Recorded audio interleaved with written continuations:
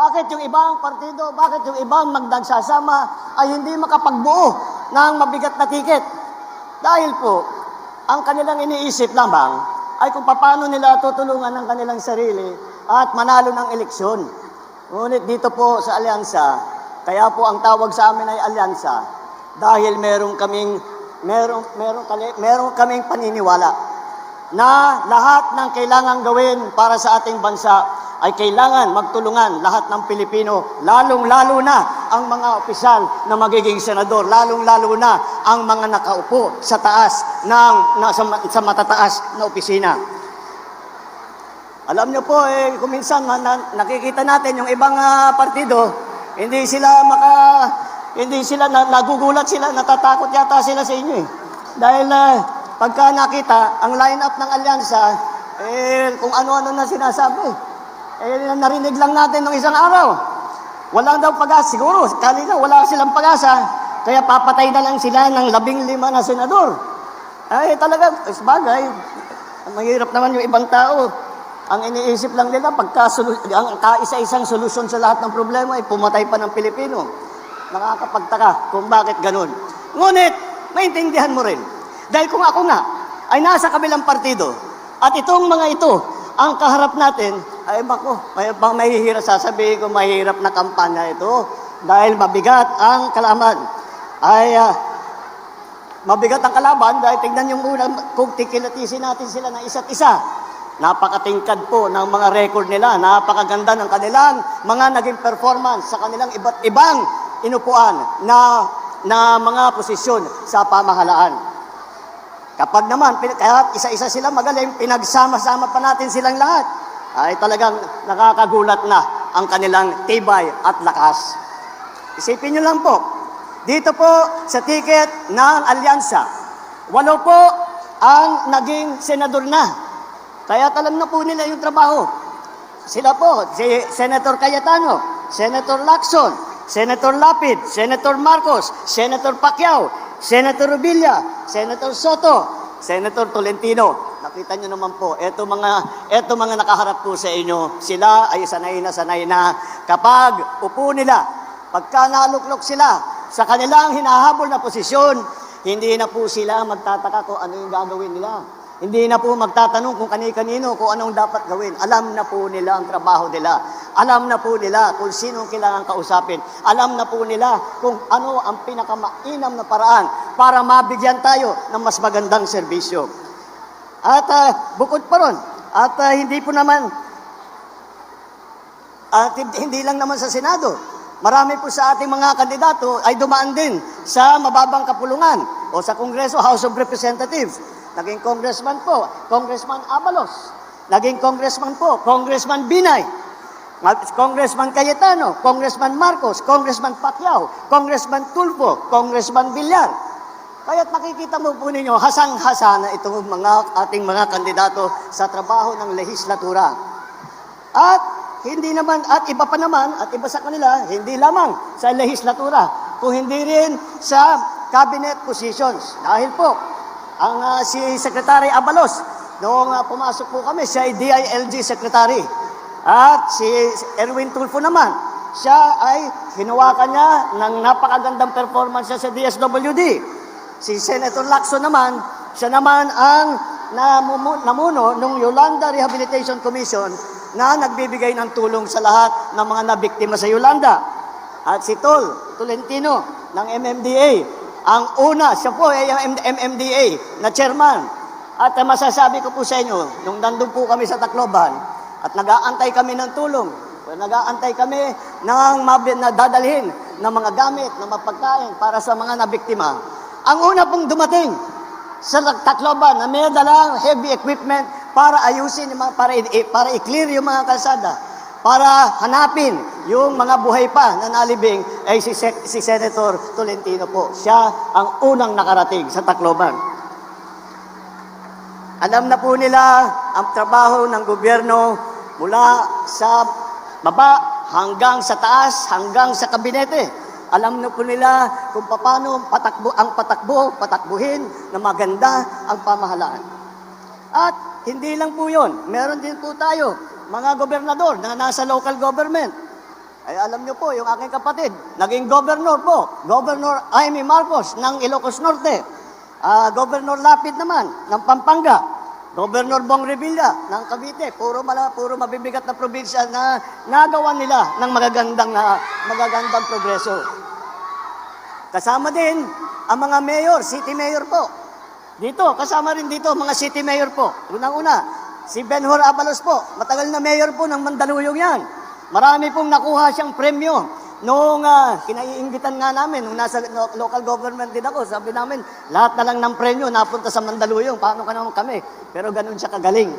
At si Abi Binay naman, Mayor Abi Binay, siya naman ang kumahawak ng Makati. Hindi po simple yun, dahil ang Makati, ang pinakamayaman na lungsod sa buong Pilipinas. Kaya nakita natin, sa kanyang trabaho, pinasikat niya ng gusto. At ang serbisyo sa Makati ay napakaganda dahil sa patakbo ni Mayor Binay. Alam niyo po, halos lahat para sa mga matatanda, para sa lahat na may sakit, libre po lahat. At saka pag umabot ka ng 100 years old, bibigyan ka pa ng cake. Talaga naman, nakita mo kung gaano kaganda ang patakbo ng ating mga kandidato rito. At hindi po makakalimutan ang boses ng kababaihan. Dahil apat po sa kandidato natin ay babae na hindi lang na dahil lang babae sila ay maaasahan. Hindi po. Kilala ko po sila lahat. Lahat po sila ay napakatapang. Sila po ay masigasig na ipaglalaban ang karapatan ng ating mga kababaihan. Magkakaroon ng malakas na boses sa Senado para sa kababaihan. Pagdating naman, kung saan sila nanggaling, ay iba-iba po nanggaling. Baka sabihin po ninyo, alam lang nila yung Maynila. Alam lang nila yung Luzon. Hindi po totoo yun. Dahil, tignan po natin, unang-una, alam niyo naman, si Manny Pacquiao. Manny Pacquiao ng Sarangani, Jensen. Si Erwin Tulfo ay lumaki sa Davao del Norte. Davao Oriental. At saka sa Sulu, kung saan nakadestino yung kanyang ama na nagpakita ng kabayanihan. Ang unang Vicente Soto po, ang unang Senator Vicente Soto po ay galing po naman sa Cebu. Kaya't ang mga ninuno ng ating butihing dating Senate President ay siya po, mga ninuno niya po ay galing naman ng Cebu. Alam niyo naman din po ay kami ni Amy, ang nanay po namin, waray-waray. At ang mga ninuno ni Camille Villar ay galing naman, sila naman ay galing Iloilo, mga Ilonggo po. Kaya makita mo, hindi lang magaling ang ating mga kandidato sa kanilang trabaho, hindi lang sila nagmamahal kung hindi nauunawaan nila at nalalaman nila kung ano ang hinihiling at kinakailangan ng taong bayan kahit sa buong Pilipinas, hindi lamang doon sa mga lugar na pinanggalingan nila.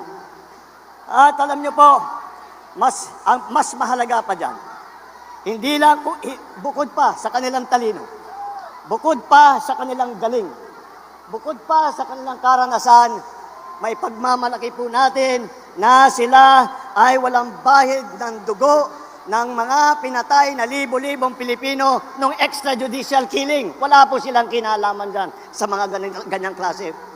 Wala sa kanila ang kasabwat sa pagbubulsa ng sako-sakong pera at pinagsamantalahan ang pandemya at nagbulsa ng maraming pera, pinabayaan na lang na yung ating mga kababayan ay magkasakit o mamatay.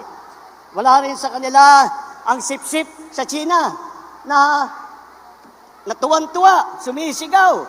Tuwang-tuwa pagka yung ating mga Coast Guard ay binobomba ng mga malalaking barko.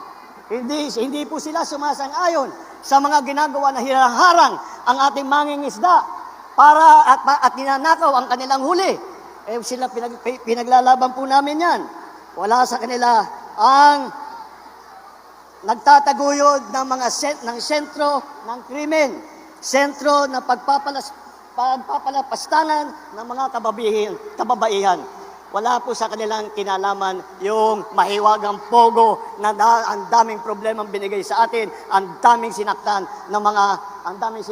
na ating mga kababayan. Tayo ngayon ay kumaharap sa ating tinitingnan po natin kung saan ang tutunguan ng Pilipinas. Yan po ang halaga nitong eleksyon po na ito. Ang mahalaga ang eleksyon na ito dahil sa eleksyon ito, sa pagboboto ninyo, mamimili po kayo kung tayo ba ay babalik. Kung tayo ba ay babalik sa panahon na gusto na ating mga liderato, ay ang Pilipinas magiging probinsya na ng China. Sana naman, di na po tayo babalik sa nakaraan na ibinubugaw ang ating bayan bilang sugalan ng mga dayuhan. Sana naman, huwag na tayong babalik sa landas na umaapaw na dugo ng mga inosenteng mga bata na inagawan ng kinabukasan dahil sa kanilang pagpapatay. Hindi na tayo pwedeng ganun. Huwag tayong papayag na bumalik ang Pilipinas sa panahon ng dilim. Huwag tayong papayag na ang Pilipinas ay babalik sa panahon ng lagim. Ito po ang ating pagkakataon na dalhin ang Pilipinas sa magandang lugar. Ito ang ating pagkakataon na maglagay po tayo ng ating mga leader na sila ang mangunguna para dalhin ang Pilipinas sa mas magandang kinabukasan. Ang isang Pilipinas na progresibo, ang isang Pilipinas na may malasakit para sa isa't isa. Para sa Pilipinas na lahat ng Pilipino po ay kapit-bisig, sabay-sabay, tungo sa isang mas maliwanag, mas maganda, at mas mapayapang kinabukasan. Yan po ang ating mga kandidato para sa Senado. Ito po, mabuhay ang alyansa ng bagong Pilipinas!